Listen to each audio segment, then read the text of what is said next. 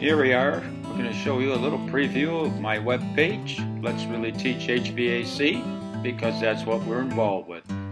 We're teaching not only the history, like some of these old systems that have been taken out and have been gone, but we're talking about brand new energy saving technology and a proper way to install things, from design, choice of equipment, installation of the equipment, codes, everything that is necessary to make the equipment run properly and last for the length of time that the manufacturer says it will last. But be careful out there. Safety and codes are a real issue. Wood is the first type of heating that was done obviously in this country, and we have to thank Ben Franklin for inventing that stove, which was a first energy-saving device. Instead of an open fireplace, we had an enclosed fire which used much less fuel. But this requires a lot of work. So, new modern things? How about geothermal, wind, solar? Well, we've got a lot of contractors, and we're using real people doing real testing that is required by code now. We're filming this to show how all of this is done, how to increase efficiency through duct sealing and other things. We want both the homeowners and the professionals to know what is going on out there. We talk about system design and testing, and that has to be done today, and all the new codes that we are looking at.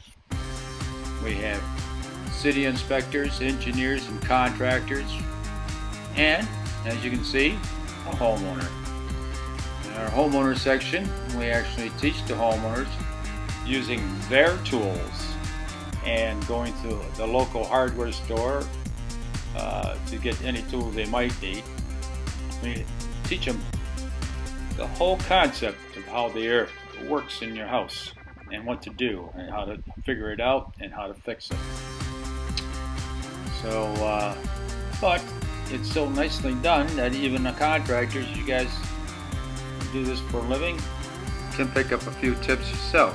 Well, we even show the homeowners when you go to the store and they're standing there looking at all of this stuff, what they should buy and how they should put it together, and different things that they need. So we try to make it as easy as possible. Using our infrared cameras, we can take a look at the walls and the ceiling and the second floor of our projects that we're looking at and see how good the insulation is, where we might have some infiltration problems. This is for a cooling project, but it will also work in the wintertime to show us where we're having leaks. The bright red spots actually frost up in the winter. So we need to solve a problem. You have to know all the information. Now we're going to show you that we deal with all types of equipment. IAQ is what we're all about. IAQ means indoor air quality, and this we do to the highest standards. And we can marry systems, hot water systems and forced air systems, and give the house the air and temperature and condition it requires. But we also show you how to do commercial stuff like cleaning condensers. And I was in Maine at a friend's house, and here we have is a boiler system installed in Maine. It's passed. It's a C grade. IAQ and new house, new equipment with the new codes explained.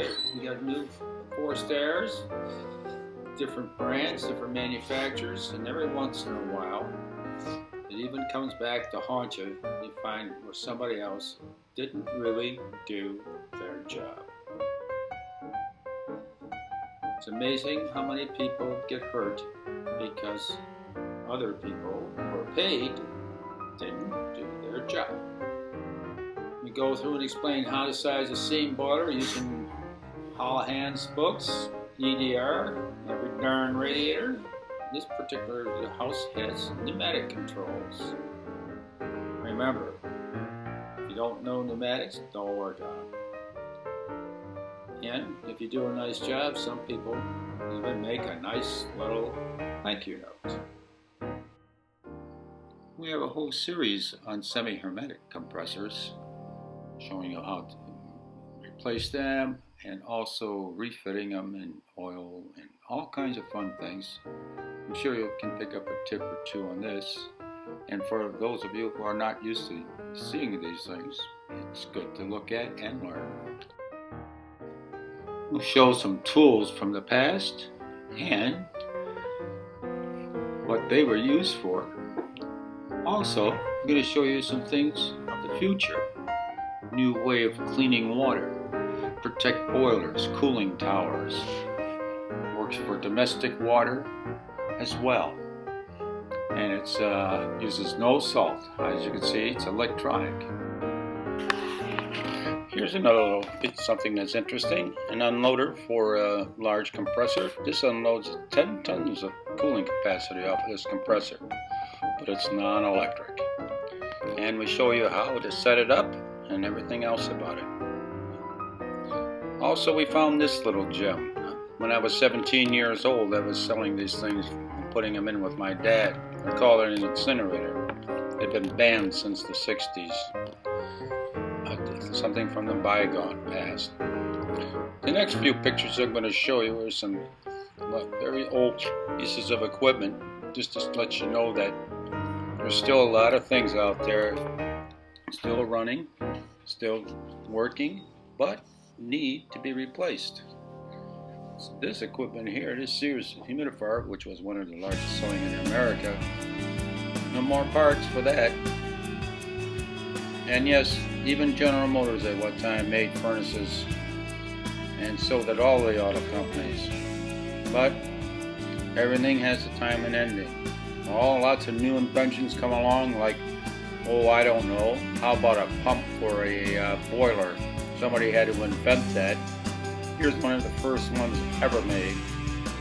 You can see how modern it is. It doesn't even have oil ports. It amazes me sometimes how wonderful some of this stuff works. Well, it's going to be replaced, and when we replace it with obviously a new modern unit, maybe similar to the one that you're going to see right here, which is one I put in a couple of years back. Controls, pumps, or here's one that was, we just redid the pumps in the closet. Nice. There's another one that the same job that I took care of. That's inside of a wall. But we will do some combustion analyzing with the equipment to make sure that it is running, show you how to do it. And with all of that new stuff, there's always the old. This is a project that is ongoing right now. We're going to be removing this boiler and changing it. There's a video already up on it, how we sized it out, did it, everything. Did that, but we're going to have manufacturer's rep and inspectors and a lot of other people involved in this particular project. Right here you're seeing a piece of equipment installed in 1953. It's in a house. It's 3-phase. It's a hot and cold deck. It uses Barber Coleman graduated electric controls. It has 2 air conditioning units. One of them is a R12 water-cooled air conditioner, and the other one is a R22 air-cooled. Both of them are 7.5 tons.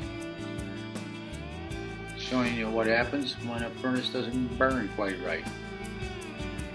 One of our newest videos is on mini splits.